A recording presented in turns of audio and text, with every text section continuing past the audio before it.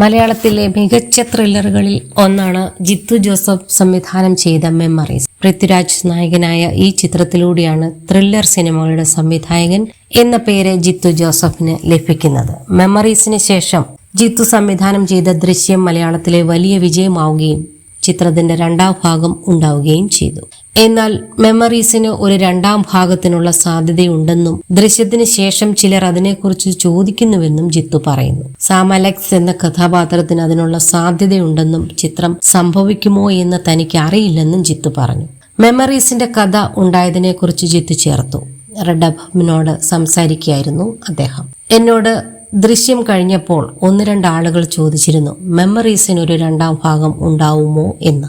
ഞാനും ആലോചിച്ചു, അത് ശരിയാണല്ലോ എന്ന്. കാരണം മുന്നോട്ട് കൊണ്ടുപോകാൻ സാധ്യതയുള്ള ഒരു കഥാപാത്രമാണ് സാം അലക്സ്. ചിലപ്പോൾ ഉണ്ടാവുമായിരിക്കും, എനിക്കറിയില്ല. പണ്ട് മറ്റൊരു സിനിമയുടെ ഭാഗമായി ഡെന്നീസ് ജോസഫ് സാറിന്റെ കൂടെ ഞാനൊരു സ്ക്രിപ്റ്റിലിരുന്നു.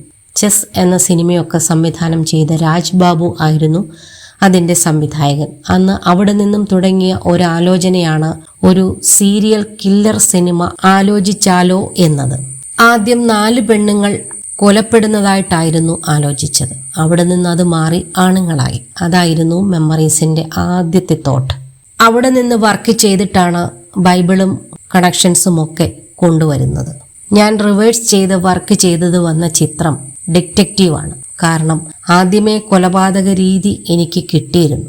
അത് വെച്ചിട്ട് അവിടെ നിന്നും പിറകോട്ട് ഞാൻ വർക്ക് ചെയ്ത സിനിമയാണ് ഡിറ്റക്റ്റീവ്. ജിത്തു ജോസഫ് പറയുന്നു.